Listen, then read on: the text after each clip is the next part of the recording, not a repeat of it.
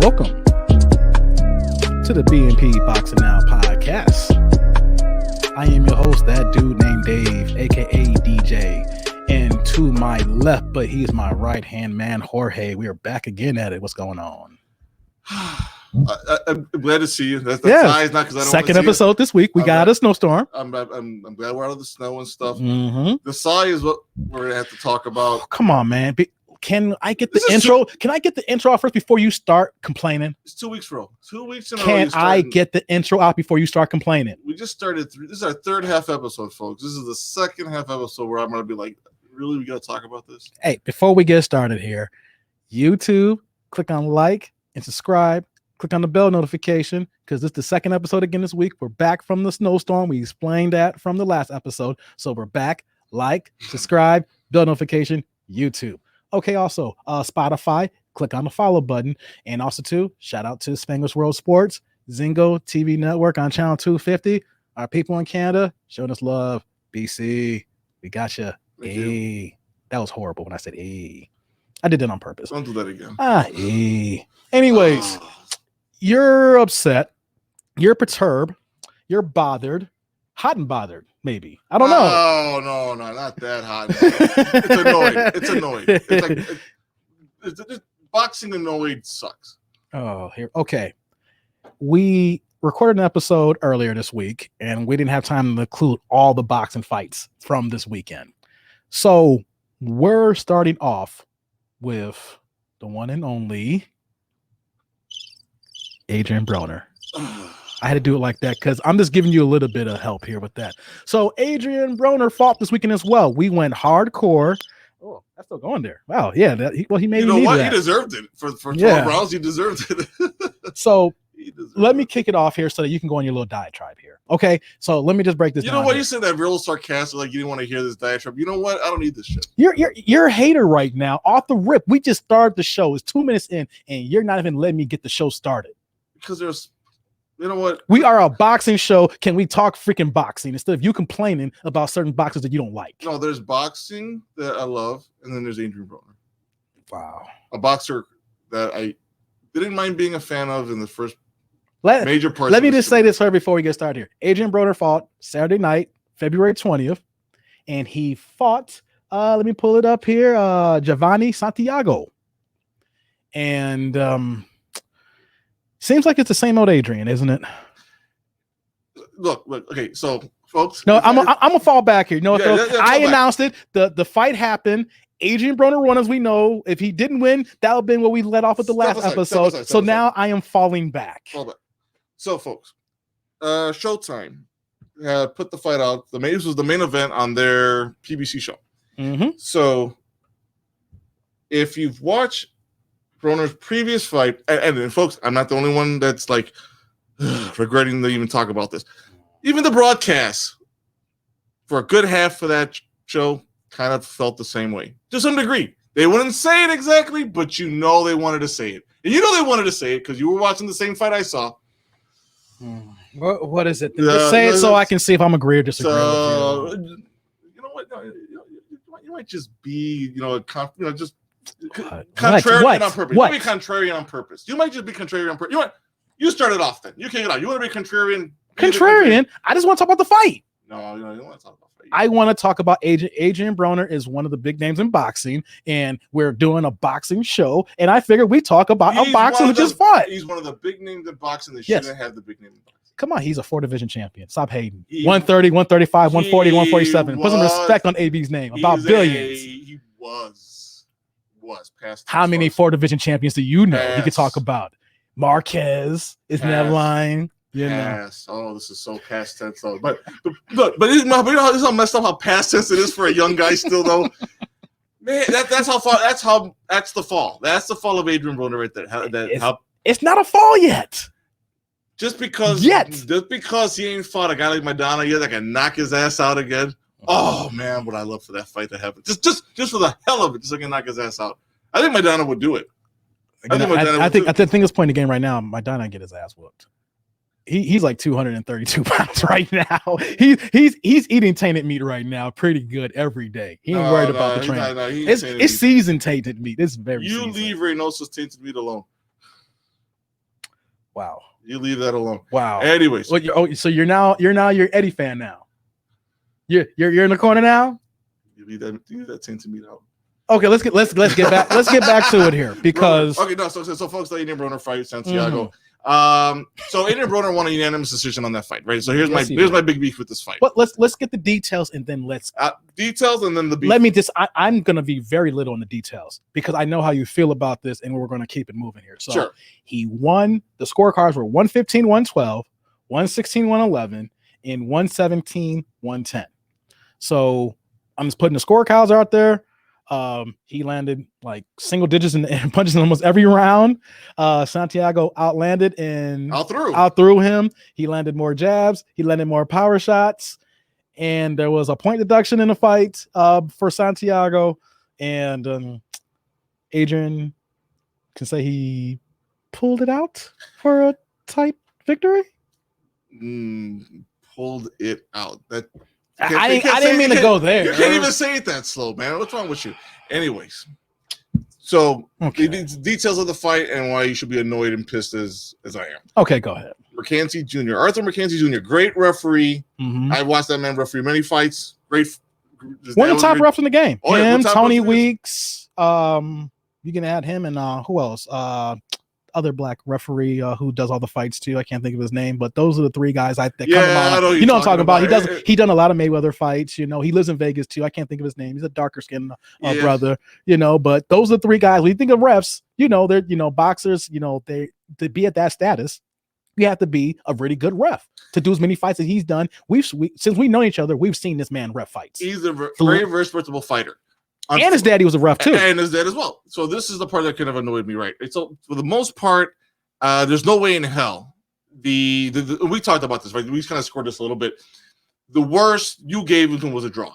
And that's even being generous, right? I was being very generous only because I saw there were certain spots in Santiago where that he could have seized the fight and he didn't. And, you know, his corner was pleading with him, you know, because Adrian Broner is the A side. And for guys like that in boxing, you're going to get into it. You have to take the fight from them. You have to do everything you can because even if there's no fans in the audience, judges are going to be swayed by the top guy. And this is a part that's kind of annoying, right? So it's already by default in this case for Broner. No title on the line, folks. Let's get that point out as well, right? So basically at this point. Oh, let me add one more thing so you can go on. It was supposed to be at 140. Oh, the fight was supposed to be at 140, people.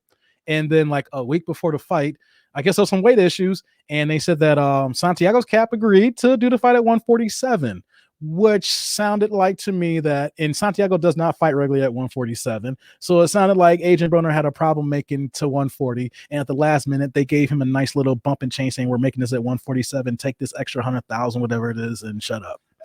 So that was already the problem. The fight didn't even start yet. Mm-hmm.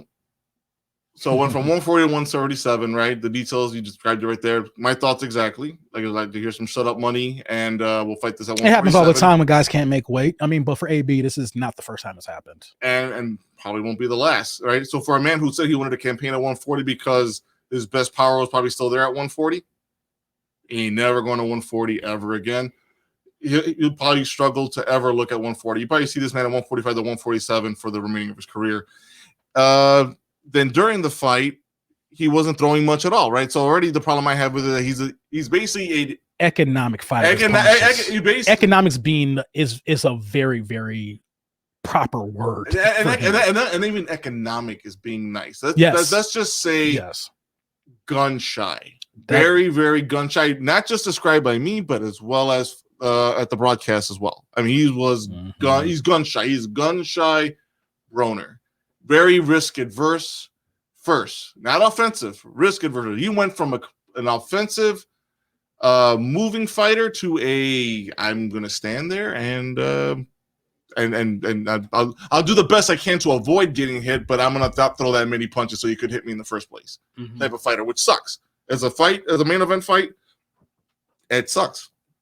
He might never get another title shot again. I think he does. I think he doesn't, and I hope he never does. Well, here's the thing. Hoping and saying is two different things. The reason why I say that, though, because sanction buyers are all about that percentage. And all he needs is a few more. He don't even need that, but I'm saying 1 or 2 more wins.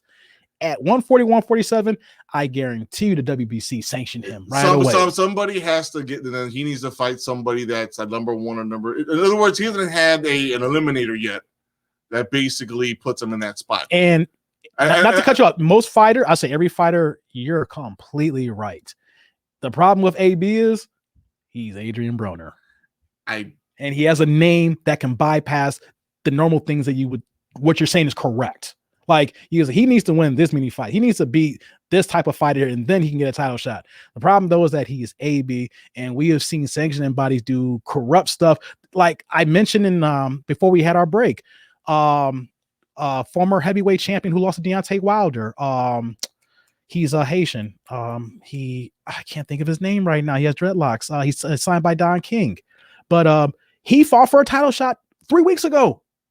And that, I cannot believe it was an interim or whatever it was, one of them WBA janky belts, but he was fighting for a title. His last significant fight is when he lost twice to Deontay Wilder 5-6 years ago. He ain't fought nobody to get an interim shot, So what you're saying is completely right. But the politics of boxing, if he wanted a title shot for the right fighter to where they're trying to promote it, he would get it, bypassing the stuff that you would say he needs to do. The thing is that he needs to make 140. That's a problem. True. True. So again, I'm going to stand on that ledge, on that pedestal, and say he ain't fighting for a title because he can't make the weight. You're telling me that if a fight with Terrence Crawford come up, that Bobby want to sign in a heartbeat, they would. He needs a fight. He needs a dance fight. That's what I'm saying. No, that I wouldn't disagree. Mm-hmm. But there's a reason why Broner's looking to fight at 140. He has no power at 147. Oh, he can't be doing that at 147. The top guys anyway. It's not even at the power. Like if he used his boxing skills like he was trying to be the Mayweather 2.0, if he could use his jab and use the lead right and use the shoulder roll properly, but he is not. No one is Floyd. That's the problem. It's not about beating me. It's not even trying to be Floyd at that level. He can't even be Floyd in the training room. If you can't be Floyd in the training room, we can't be Floyd in the dedication to the training. Good point. And you can't be Floyd in the discipline to take care of yourself. I'm sorry, you're not. You're just basically trying to be mouth Floyd. Yeah, about at best. You're selling it without putting the extra work in. Exactly, the right work. You're selling it without the work itself, right? And that's the part that pisses me off. I wish you would quit talking the shit and just fucking do the work. That's what I'm more annoyed with Adrian Broner. I talked about this last time. Yeah, we had the rant. Yeah. So that's really my beef, right? The beef I had with the fight, and you kind of beat me to it, right? The corrupt part of boxing that sucks. This fight kind of smelled like it a little bit, right? So we get to a round where there was a little like extracurricular activity afterwards. Breland throws a late punch. Yeah, Santiago responds. I think it was the 4th or 5th round. I think he responded twice with a. They both exchanged punches at the bell. The problem though is that Santiago responded with a second punch about 2 or 3 seconds after the bell. Exactly. Which in a situation like that, and knowing Arthur McCanty, the way he refs fights, I was really hoping it was gonna be like a hard warning, because when I saw it, I was like, "Ooh, that was really late." Because when you watch, like, "Ooh, that was late." And initially, it was a hard warning because there was no expectation of any points taken off or anything like that.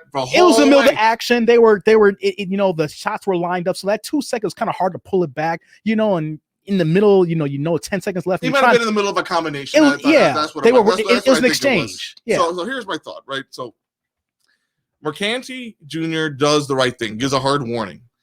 Why is it when the round starts, then you hear about the notification that the round take it off? Well, what happened was he went to the corner and they looked at the video, and then from the video, and I don't know I don't know how the rules are with the sanctioning body for this particular fight, but when they have the video tape available, they look at it and they're able to make things on the fly for like late hits and things of that nature, or cuts, things of that nature now, which we didn't see back in the day. We're seeing a little bit of rule changes. And then my annoyance with that is that leave it up to the ref. He's managing the fight and stuff. So in the NFL, there's that saying that we're gonna make a call to New York to get the ruling. Yeah, like the instant replay booth. You have the extra judges in NFL. And that makes sense, right? Because you got so many damn rules in the NFL. You want to make sure you get something right. Mm-hmm. The ref's right there. Let the ref rule it the way he ruled it at that moment. Basically, in my opinion, the man's nuts got cut off. And I'm saying it with that, and this is where not just the sanctioning bodies, but this is, let's just say, in my opinion, my conspiratorial opinion, PBC and Showtime included, somebody got in his ear and say, hey, take a point off right there. Yeah, and not even out of protection of the fighters or anything. Mercanti made the ruling. It was a warning, a hard warning. It was good enough. It was sufficient for the fan. Why it wasn't sufficient all of a sudden at that point, that's the conspiratorial part of me that says this is BS right here. So now we've turned a 12-round fight into an 11-round fight. There's no way in hell Broner won 8 of those rounds. No. 7 of those rounds. The 117 card, that's 9 rounds. I cannot find. I mean, like I would have to be high on crack to give him 9 rounds. And then even then, it's like I'm not that high. And the round that the point got taken away from, Santiago won that round clearly. So and this is where we talked about this in pre-meeting. I want desperately to see the judges' cards on all 3 of those, because if any of those judges had ruled it for Broner, that fight round 1, he got a 10-8 round. Yes, he did. And that's crap. That's true. That is crap. Or you said if bullshit. It's and depending on how the scoring is, I didn't get the details, but most fights now are 10-point must systems. But some fights, since it's not a non-title fight, I don't know if it was a 10-point must or not. So let's say if Santiago won that round, it's a 9-9 round if it's not a 10-point round. Like I said, if you thought Broner won it, then it's a 10-8 round for Broner. So even though the scores did not justify, it didn't make a difference. But when we were at home watching it, I was like, yo, this fight's going to come down to that 1 point. I literally, before we heard the judge cards, and I was like, man, Broner going to get this because that damn 1 point, even though it didn't matter. But this is the problem with boxing, that, we want to question these judges and what they're actually looking at in these fights, because Broner did not outland him. Like I said, he did not outpunch him. He didn't, to the body, the power shots. I mean, yes, Santiago could have done more. You got to take the fight away from him. But just on the pure merits of the way Broner was fighting, he had a few moments where I looked at him in the 7th round. I was like, that's the AB. That's the dude. Like, if you saw that 7th round and how it ended, it's like, that's the dude that was a world champion. That's the dude that can, when he wants to, he can beat anybody from 135 to 147 if he wanted to be. And then the problem, though, we see that for like 45, 50 seconds. We don't see that for 5 or 6 rounds in a fight. Exactly. I mean, you got in 12. I mean, 3 minutes around, guys. I mean, if you're only getting 12 minutes total out of, basically a 40-minute fight, I don't know. I got a problem with that. And there's no reason that fighter should be credited with winning that type of fight. So to me, the only conclusion that I could ever come up with is, money wins everything, and it sucked. Yeah, and let's segue here for a second with Broner here. He got the W. I don't know who he's going to fight next, because when you look at 140 to 147, and then you look at him, and if you're his handlers, you don't trust him. You don't trust him. You put him in Errol Spence, he's going to get destroyed, right? He got most of the belts. He's not next. Errol Spence got his eyes on the prize and other things. I'm just saying, if you're looking at the major players, because AB still brings people to the fans. Would you like AB versus Keith Thurman? Right now I'm thinking lower middle tier. Yeah, you know what? They both need each other. And it's in PBC. It's an easy fight to make, and there's money to be made there. Now, here's the question. Yeah. If it had to be a pay-per-view fight, would you pay for it? No. Thurman right now, Thurman needs just to fight. He's economic with his fights. We're talking about Broner economic with his punches. He's economic with just fighting in general. So he needs to fight and just to get out there. But I don't see that as a pay-per-view. That's just a high price Showtime premium on a Saturday night like we just had here the other weekend. It'll be one of the most boring fights you'll ever see. Two guys that economically just throw punches. Because Thurman was trying to follow Floyd's. He was trying to fight as little as Floyd, and he was trying to incorporate that and talk as much stuff when Floyd was still around, when he was the WBA interim champion trying to get the Floyd fight from like 2014 and 2015. He's in that same camp of trying to follow Floyd, but you ain't Floyd. If you want to see 5 punches landed combined per round between the two fighters, that's your fight, and that sucks. Danny Garcia. That'd be a good loser go home fight. Younger Danny Garcia. No, I still want to see Danny. I wouldn't say Danny Garcia's in loser go home fight yet because he just lost his last fight because of COVID. So I would say that's an AB loser go home fight. But I would like to see Danny because Danny Garcia. The problem though is that Danny Garcia is a counter puncher and he waits and sits back. And then Adrian Broner, in a sense, is in that same fashion. So like once again, that's another 5 to 6 punches being thrown unless Danny's gonna put his foot to the metal and step it in. But that's not his game plan. So now you have 3 fighters at 147 that are basically the same.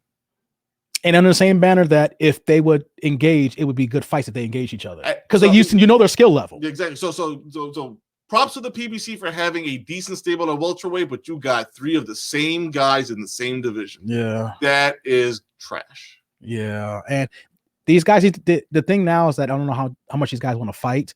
They just need to fight regularly against good styles of matchups now, because we've seen Keith Thurman talk, but I don't care about you talking Keith Thurman. I want to see you in a freaking ring.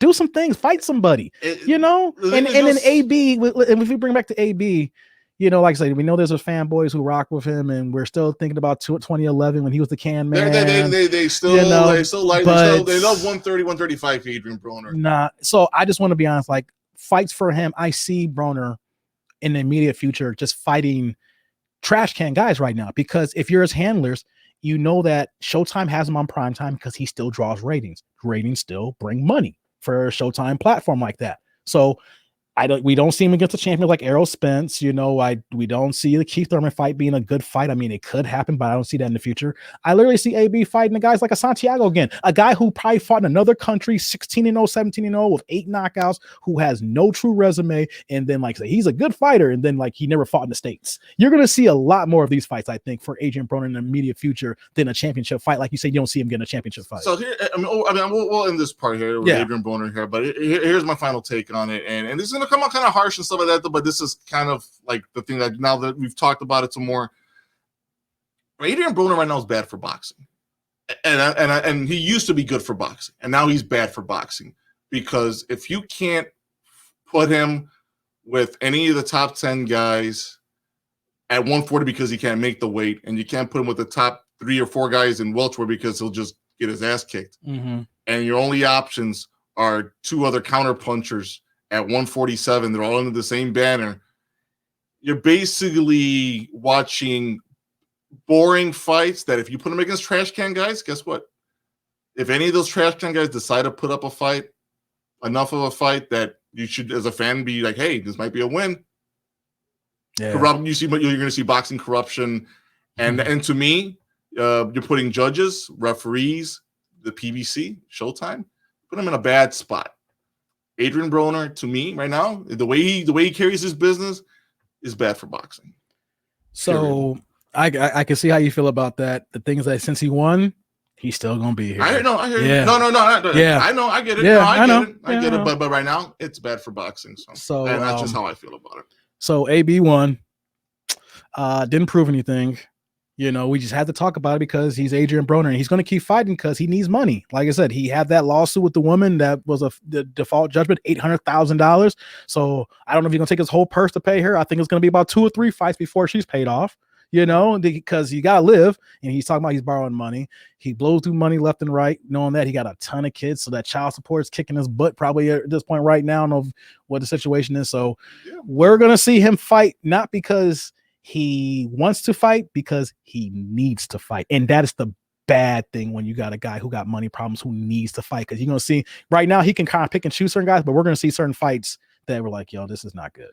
The problem is a problem for himself and for boxing. Boxing has a problem, and Adrian Broner's a problem.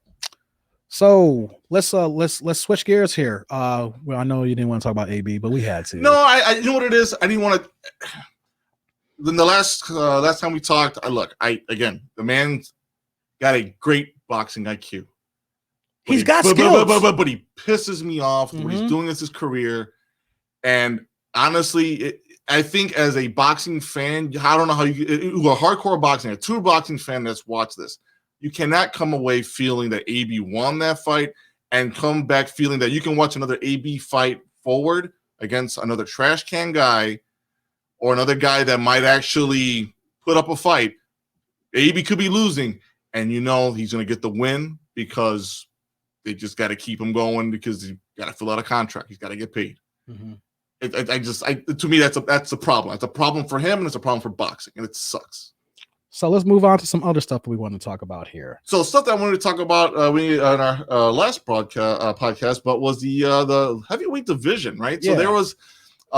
there was another fight on the card, then the other card for the Broner fight. Wallin, Otto Wallin, and Dominic Brazil. Dominic Brazil. So, Wallin, too much for Brazil.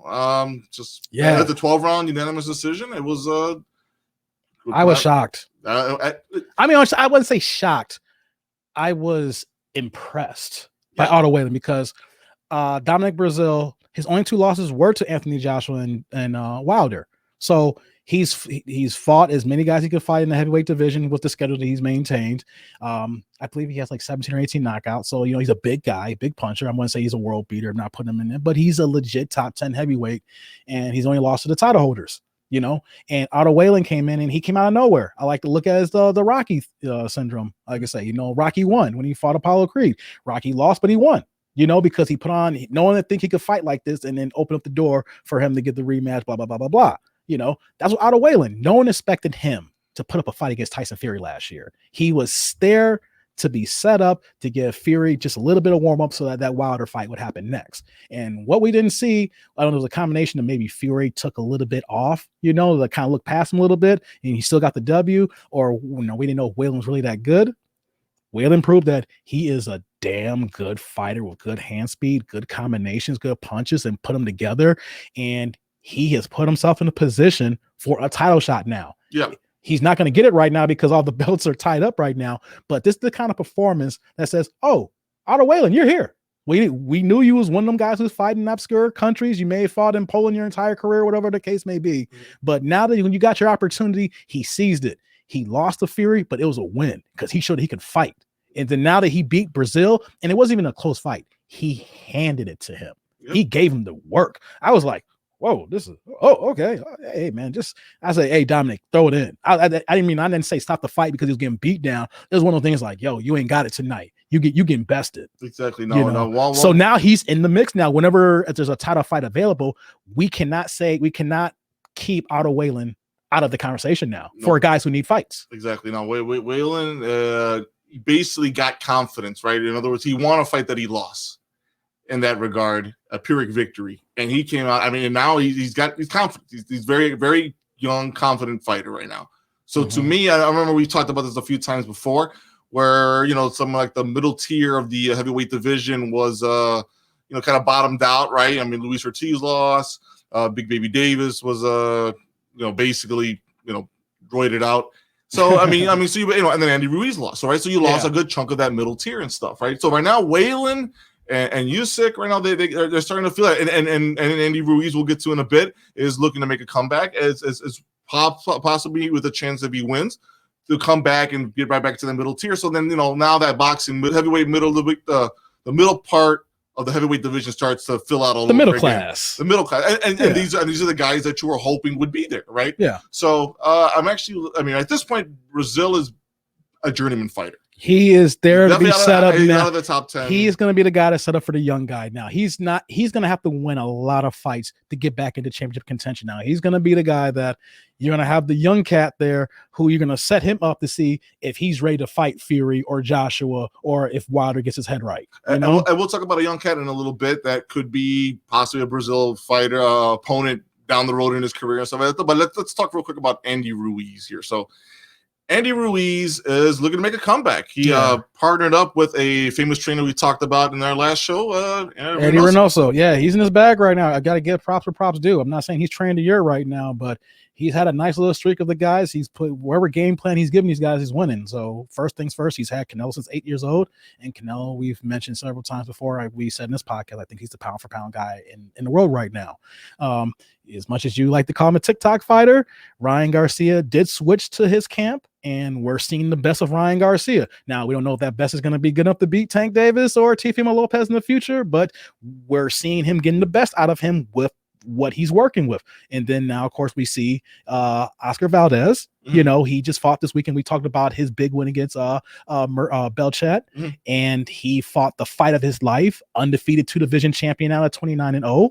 So Ruiz now, you know, he signed up the camp with Reynoso last year. You know, he had the big letdown loss with Anthony Joshua in Saudi Arabia, and didn't fight the whole year because of COVID, but he's been training, getting his weight down, and he's trying to get some of that little pixie dust that Reynoso's putting on all these Mexican fighters that he's training right now. Or tainted meat, whatever you want to call it. There we go, the tainted meat again. So, but for realistic, I mean, Reynoso's a good trainer. He's a good trainer. I got good credit where credit's due. At the end of the day, they still have to get in the ring.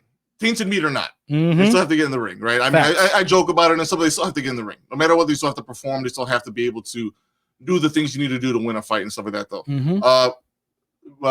Garcia is the only one I have a question with right now because, again, he has the most question marks. He's the most question marks right now because to me, I don't think he listens much to Reynoso still. I think he does some things with Reynoso, but I don't think he does the other things that Reynoso's trying to teach him well enough for me to even. Well, I think he has. I think the fact that if you've seen him before his training where he's at now, it's night and day. So he's a young fighter. Sometimes it takes a while to pick up some of these things, you know, especially when you're changing camp, because we've seen fighters change guys and they're still the same guy, just some of those minor tools that you'd want to pick up. But clearly see the fights before Reynoso and after, it is night and day. Well, we'll disagree a little bit on that one until I see Garcia do something a lot better than what he did the last fight. Again, but anyways, we'll move forward though. The reason I'm looking forward to Andy Ruiz, he could be fighting a familiar name from heavyweight past that we remember pretty well, Chris Arreola. Right, that's a fight. That's a fighter that had a lot of. You're gonna make me go Eddie Murphy Delirious and this curse this rest. I'm gonna need the dump button. I just want you gonna bring up Arreola. Oh no, you got some opinions on this guy. Hold on, no. Come on, let him out. Come on, he's done. I know he's done. He's done. He's been done. D-U-N. I ain't saying done. D-U-N. Dunce? Like you've done some too. He has a great personality. Lovable dude. When you hear him talk, love Arreola. He's a journeyman fighter now. He's not even a journeyman fighter anymore. He's past journeyman fighter now. He's been journeyman years ago now. I mean, he's a retread. He's not even journeyman. He's just a retread now. I mean, you're just literally throwing him out there because I don't know. Maybe you owe him some money in this contract and you want to give him one last deal. He needs to pay. Well, look, you gotta. It's not. Here's the thing. He's not going to give a good fight anymore. I know he's not. That's why I'm saying, like, he's not at the point where he tried so hard. He had multiple title chances, trying to be the first Mexican, heavyweight champion. Didn't happen because Ruiz got that distinction. They threw him in. The truth be told, his handlers didn't do him any favors. Again, you threw him in the fight against Vitaly Klitschko. Well, no, we talk about he's not disciplined. He doesn't take care of him. He never eats right. He never take care of himself. And he's openly, and that's the thing about him being charismatic, and it's hard to hate him. Not like, because he's open about it. It's like, he even said, I have a hard time stop eating these refried beans and stuff like that. He owns up to it. The problem though is that I'm tired of him selling a fight, and then afterwards he gives all these damn excuses, which are legit excuses, but I don't want to see that crap no more. Well, you had your opportunity. We've given you tons of title fights. You've made a gang of money here. It's time for you to move on. You don't even take no more shots in the head, baby. You're done.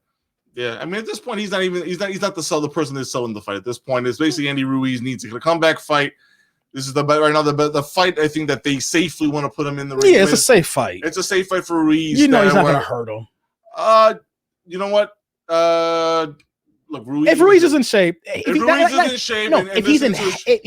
he just has 20 pounds less than the Joshua fight from the rematch, I'm not saying in shape, just take 20 pounds off. He's not gonna get hurt against. I would hope so. What I'm saying? But until I see him in the ring and feel a certain way when he comes in the ring, hope he doesn't look as pudgy as he did in this last fight. Man, this is the potential of both guys coming in the ring at 300 pounds. Yep. If these guys are, Ruiz is trying to say he's on the right track. He's working with Reynoso, and he don't play that mess, and especially if you got Canelo in camp, the top dude who's working as hard as he is, and how we've seen how, joke around about tainted meat or not, you can tell that he has put an emphasis on his body. Yeah. Canelo, you can see that whatever it is going on outside the ring is working. Mm-hmm. Right. So I'm hoping that Ruiz sees this from the top guy. If the number one guy in your camp is doing all this stuff here, you got to follow suit. So there's a possibility that if we see him at 260, 270, and Arreola has proven he's coming in 250 to 300, it's just going to be the butter bean rematch fights. Probably, but and be it as it may, I'm hoping Andy Ruiz goes in shape. He's in the right camp. He's with the right trainer. So hopefully he does all the right things, has the right discipline, right? So that's kind of like the theme so far for this episode right here is having the fighters who don't have the discipline, who are just wilding out. Those are the guys that at the end of the day, Broner's a disappointment, and it bothers me to even call it what it is right that's going on right now with boxing with him. Same thing with Areola. He was a guy that I had a lot of hopes for because I thought he had a lot of potential early in his career. I mean, this is like when we were working together and we were talking about this guy. Yeah. So, I'm hoping Ruiz, I never wanted to believe that was a fluke against Joshua, that he has the potential to do that again.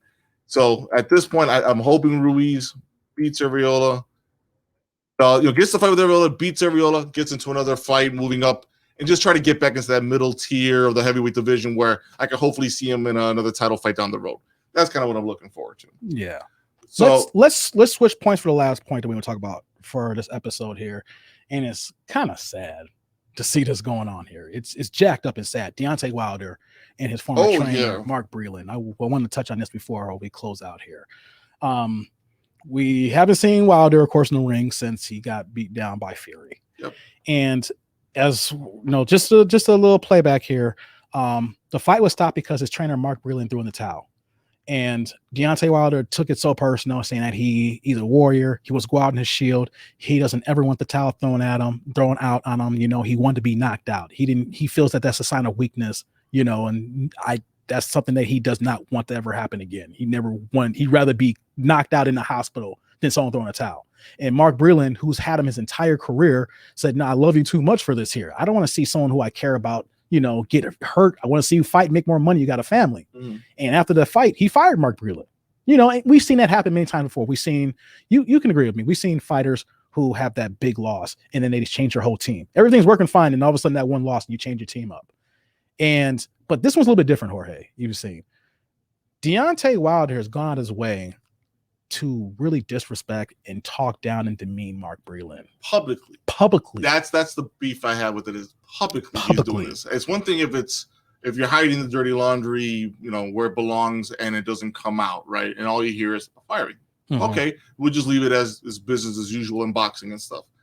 But for him to publicly call out his trainer, who himself was a fighter in his heyday, who we've talked about, career-wise, probably had a better career than Wilder at this point. Overall, his whole boxing career, I had to pull it up before we got started here, so I want to make sure people understand about Mark Breland. He has a career record of 35 wins and 3 losses and 1 draw. So he was a damn good fighter in his time in the 80s here. He's a world-class trainer. He's had Deontay Wilder for his entire career.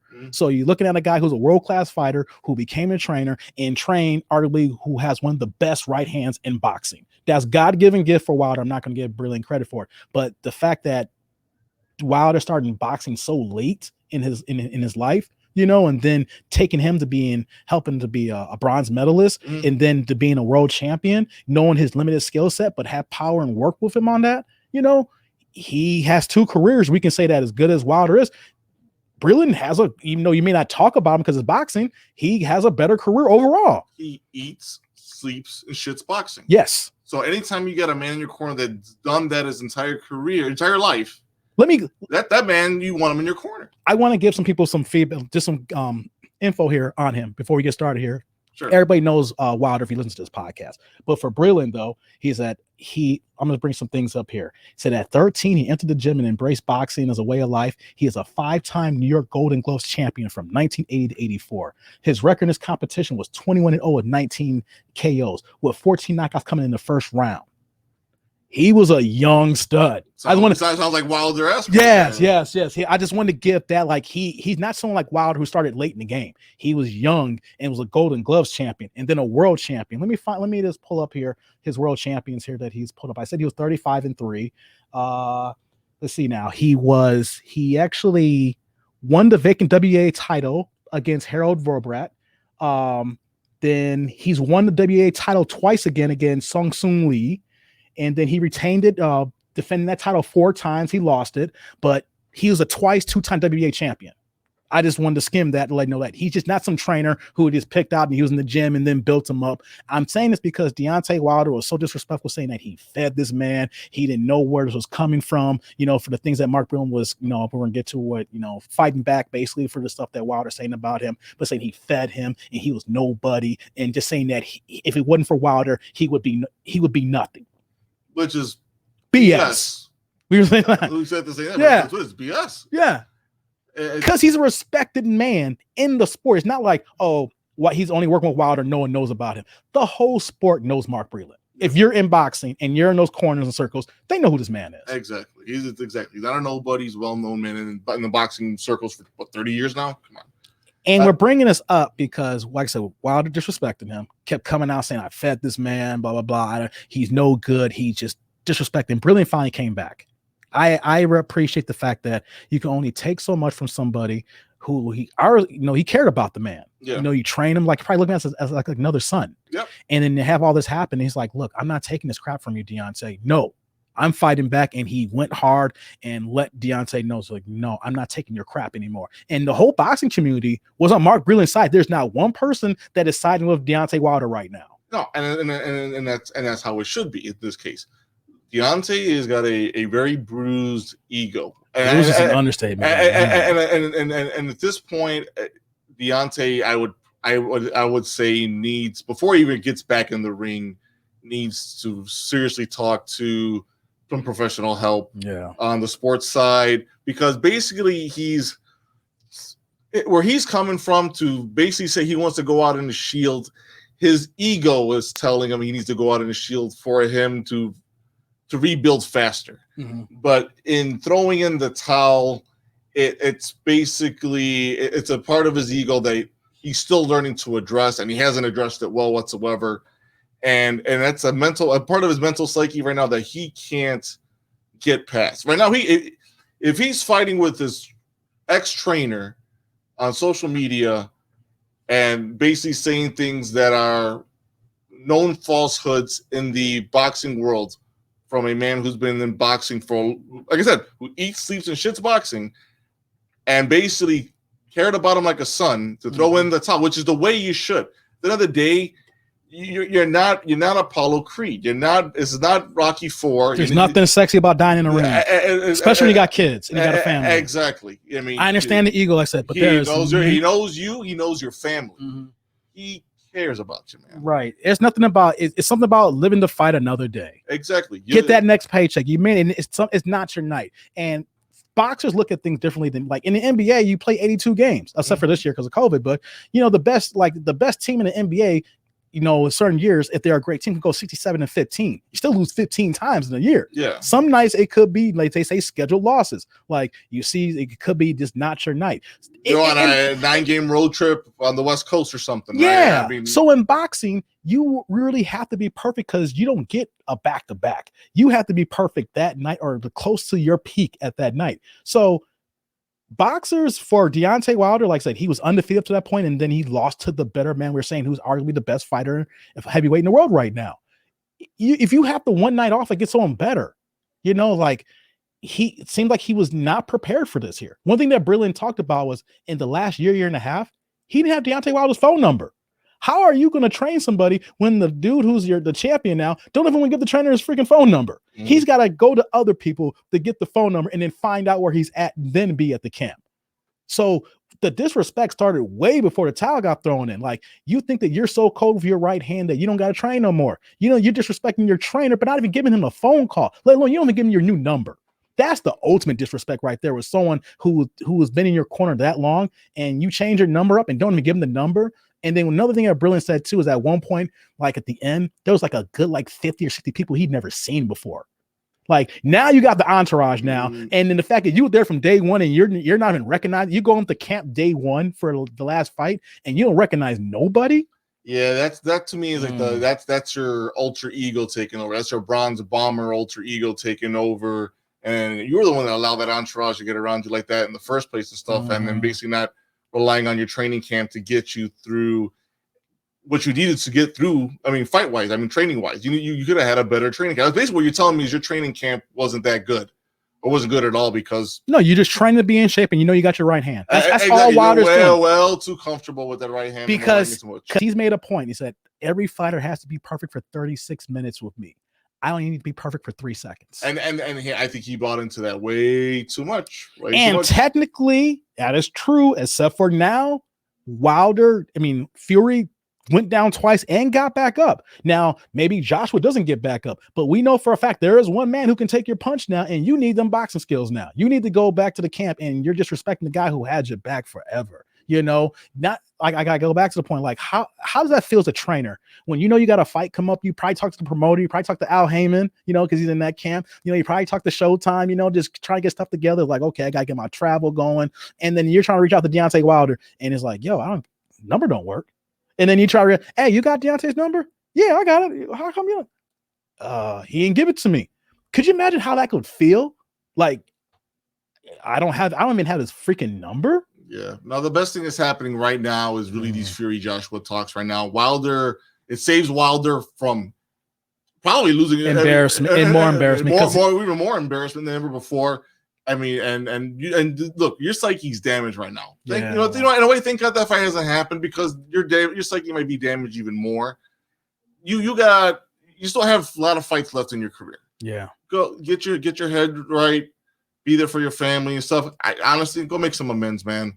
You'll never get him in your corner again, but make amends. Take care of the Breland, man. Make sure you because the new guys in the corner, they ain't got his. They're new. They just here for the check. They weren't there in 2008. Exactly. You know what I'm saying? They weren't there when you was fighting in you was fighting in the small clubs before you got big time. Al Heyman got his hands on you, but there was a moment where you weren't making no money, and Breland was there. Exactly.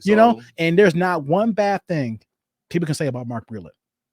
Matter of fact, we talk about Max on Boxing. Shout out to Max Kellerman, love the show. Mm-hmm. Him and Andre Ward made the point about Mark Breland standing up for themselves, and they was like, "We're happy that we're seeing that because you can only take so much from somebody, especially that person is wrong." And it hurts even more when it's someone you care about. And you can't publicly go after a trainer publicly. Like that. Thank you. And now without thinking for 1 second that if you're trying to find another trainer down the road, that they're not going to be like, look, we're going to get into the same line of fire. If you there's going to be eyes. Some guy's going to take the job, but it's going to be like eyes raised up, like, yo, I'm being a short leash here because he's wilding right now.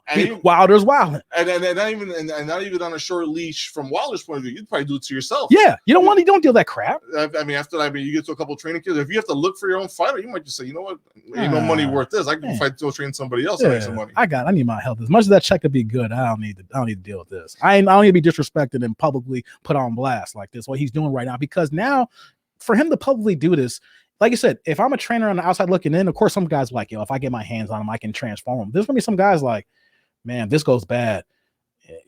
This is gonna go bad.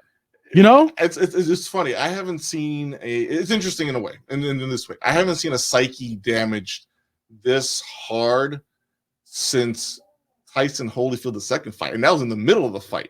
To me, that is for what Tyson did. That equates to something of a mental breakdown, a nervous breakdown, and you reacted.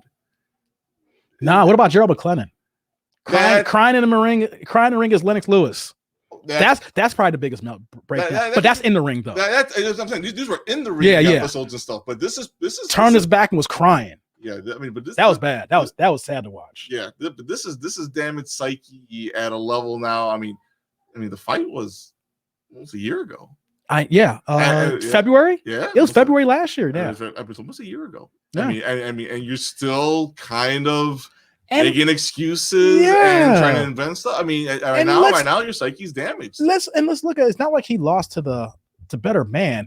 You lost to a guy who is 2 inches taller than you, and you gave up an additional 50 plus pounds where that he put a game plan where that he was leaning on you and put this extra 50 pounds on you to wear you out even faster. So you're both heavyweights, but you fought a guy who, if you created another division, he'll be in super heavyweight. You know what I'm saying? I'm not, it's kind of easy for us to say like, oh, you should be this way. Mental psyche, mental health impacts everybody differently. But when you're out here in the public doing the things he's doing right now, we know the people in this corner, whoever it is, he's getting the bad advice 360. Nothing like this should be public, because you look bad. Yeah. You know, so I just want to touch on Deontay with that because that's been going on for a while, and Mark Breland fought back, and I think we should have touched on that because the heavyweights are strong. Like I said, we mentioned Tyson Fury and Joshua is going to happen pretty soon. That's only a matter of time before they get the date and then the location set up. We talk about Otto Wallin, surprising like now he's in the mix. He should be putting on some good fights. And we're looking at Usyk and Joe Joyce. That's a fight that's going to happen because the WBO put that out there. There's several fighters. There was a point where we talked about the Klitschko brothers, and it was boring in heavyweight division. And now we got literally like 5 or 6 guys. We got the champion and a couple of guys below that could put on good fights here. And Deontay Wilder would be in that mix if he just, we just want the best for him because we're fans and we know the kind of quality fights that he brings. One quick note I wanted to add to the heavyweight division before we get on one last item there I wanted to also hit. Sure. Jared Anderson, the real big baby. Oh, yeah, the new cat. Let's finish off of him. So right now he's 8-0. Right now, I want to give a shout out to Max Kellerman and Andre Ward, man. I was watching, I took some of their feedback. I wanted to watch this guy. So I watched his last fight that was on the 13th. Mm-hmm. It was a 6-round fight, knocked him out in the 6th round. But right now they're tabling as possibly the next great American heavyweight, and I tend to agree with them. My initial thoughts on him: he's definitely raw, but he's patient with his jab. He utilizes his jab really well to set up his power shots, but he's patient with it. He's definitely going to let you make a mistake off of the jab, right? If you try to counter his jab, he might double, triple his jab, and you might try to counter, and he's waiting for that moment where he can hit you with the power shot the second you try to counter. So he's definitely raw, but definitely somebody you need to keep an eye on. I would say right now if he fights 3 or 4 times a year, right? So he just fought recently. So if he gets another 3 more fights this year, I'd say probably the earliest he's in line for a title shot might be early 2023, maybe late 2022. It all depends on how much activity he gets. It depends on the activity he gets and stuff like that. Right now, like I said, this was a 6-round fight. Yeah. So if he needs to actually still put on some more rounds, start building out for 10-round, 12-round fights, but that's somebody to keep an eye on there. Jared Anderson, though, definitely potential for the next great American heavyweight. And then I wanted to touch one last thing before you go. I said he's in a good place too because he's on ESPN. So exactly. So a young fighter getting that kind of exposure, and we're seeing him at the beginning. Yes. So we get to see the young falls that he has. We're seeing the big, the big attributes that he has, but we're seeing it in the infant stage. We're seeing the beginning. So I'm glad you brought that up because now we're possibly seeing the next, big time heavyweight that's going to be in big time action next few years. You know what? A good card that I probably would go attend live if Edgar Berlanga was on the card and Jared Anderson was on the card. Yeah, that's 2 prospects right now coming out of Top Rank. Watch them both. One a super middleweight, the other one a heavyweight. And if they're on a card, that's must watch TV. That's probably must watch. I'd rather be on site to watch that one. Mm-hmm. He's only like 21, right? Yeah, very young fighter, guys. So Jared Anderson, keep your eyes out for that guy. And one more thing about Andre Ward. He was on Max. He was on Max's show the other day. Yes. And I couldn't leave the show without talking about this. We had our last half episode talking about Canelo and Ward possibly being a fight. Ward. Kind of with the amusement of trying to fight Anthony Joshua at one point, but this is the most realistic of the fights, though. Right. And Andre was nice enough to have an interview with Max and threw out some nuggets in there. Yes, he did. That's got the I think the boxing world a little. They're on high alert. I would say they have to be on high alert. I'm on high alert. He's setting the stage. If he wanted to come back, you're not just gonna come out right away. So I'm back. You gotta gauge the room. You gotta see, and once you gauge the room, it's like how much money is in this room. Because if I come at it right away, the it's gonna be there, but it's not. But if we just get some little dribbles here, little drops, and then next the anticipation comes up, and it's like exactly. The first like the bag could be like, yeah, Andre Ward, maybe 10 million, and then now it's like, oh, it's a Canelo, maybe 15 million, and then next you get to like the summertime, Canelo gets a few more belts. We talked about him when to clean out 168, and then next it's like, maybe 25 million, Andre Ward. Hey, Andre Ward, I'm gonna tell you right now, the money's there. I'd pay $100 for a pay-per-view fight to watch that. If that's you and Canelo, at the end of the year, early next year, maybe single amount next year, I'm watching it. $100. Hey, we brought it up here. I want to say this here. We brought it up on a podcast before Max Kellerman got a chance to talk to Andre Ward about it. Yes. We discussed it, and I brought Anthony Joshua, but also brought Canelo. Now I know everybody want to kill me about that. I'm only reporting and talking about what was there. The fight that I do want to see, of course, is Canelo. Of course, I want to see both fights. Don't get it twisted. But I was only talking about what's actually being reported out there. But we called it out before they actually got a chance to talk to him on it, because we saw the foresight. And when you've been in boxing and watched this for all our entire lives, you kind of, everything's a rerun. So when you see certain things happen, it's like, oh, okay, Andre, Canelo, he's at 168. He fought at 175 last year. You campaigned at 175. We mentioned about the injuries he has. He's been off for a few years now. He looks in great shape, rocking them clean suits on ESPN. He's healthy now. You know, he's 37 right now. So a fight next year, he's only 38. Boxers are proven with health, with nutrition, especially a guy like Andre Ward. 38 ain't nothing, baby. Exactly. Especially a guy like him who he was not he fought hard, but he wasn't in wars. He had the Kovalev fights, but we can't say, name me another wars that Andre Ward was in, he's saying, that took off his career. Yeah, I'm playing guys. I mean, 40 used to be old. Yeah, in boxing and stuff. 40 was like, 40 is like, yo, you just need a check. And now 40 could be still considered old, but if you're taking care of yourself, you're a dangerous fighter. Luis Ortiz, shout out to I think he's 50. He's Cuban. We don't know his birth certificate. Let's keep it. I'm not trying to be bogus. I think he's 50. He might be boxing. See his 40, face? Boxing 40, Cuban 50, maybe. When we first saw Luis Ortiz and that face, I was like, this dude ain't no 28 years old. No, but to tell you, guys like Bernard Hopkins, Yeah. George Foreman. I mean, you've seen the guys. There's a plenty of cases out there where 40, and especially Ward style. You know, if he hasn't it's lost, like Glenn Johnson, that's another guy. Glenn Johnson from light heavyweight, in 2003 Spectrum with big win against Roy Jones. So believe me, you can be a title holder at 40, and you can be the man at 40. It's happened before. We're never gonna stop seeing it. I hope we never stop seeing it. So. Yeah. It's like that. We call it first, and we're watching it. We're seeing the tea leaves here. We're seeing Andre Ward sprinkle stuff here. Canelo's about the money. Canelo is not averse to fighting anybody, especially like gimmick fights. Like you said, Amir Khan gets a gimmick fight, 2 weight classes, like he took on an old Kovalev, but this is the fight that sells. And ESPN, him being on that partner, helps that. Yep. He's on the worldwide leader with Mickey Mouse. So if you're on Max Kellerman shows and you're calling fights and everybody sees Andre Ward more than he was a fighter, he's more popular now than he was as a fighter. Exactly. And then when you look at it, Golden Olympic champion, undefeated, 2-division champ, like I said, 175. And all he needs to do is say, hey, Canelo, you just fought here last year. So everything is sold for us.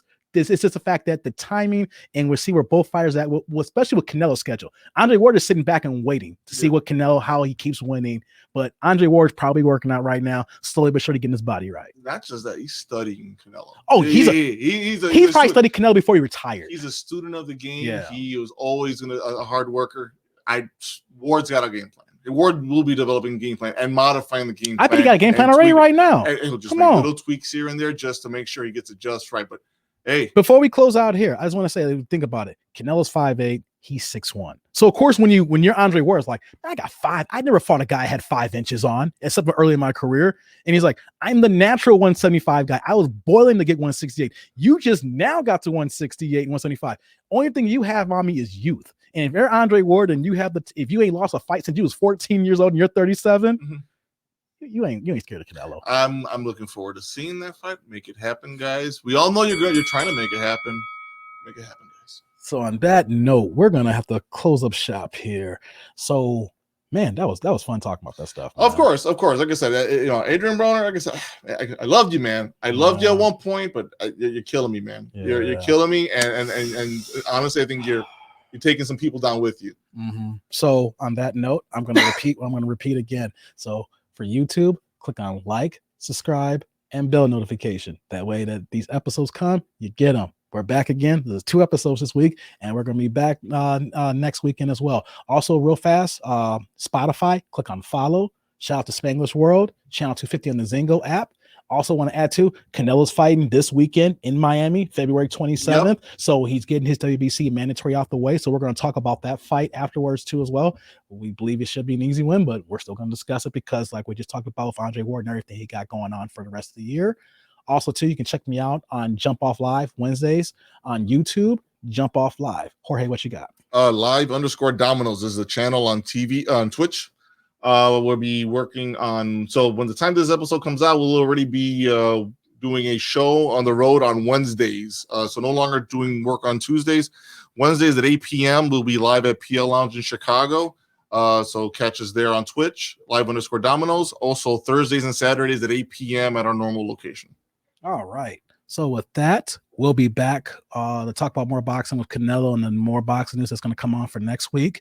For my man Jorge, I'm that dude named Dave here for BNP Boxing Now Podcast and all of our partners. Yep. We are out of here. Take care and don't get in any fights while we're waiting for the next episode. Hopefully no more snow either. Yeah, no more snow. Shout out to my Chicago folks and shout out to Canada. We're out. Yep, later.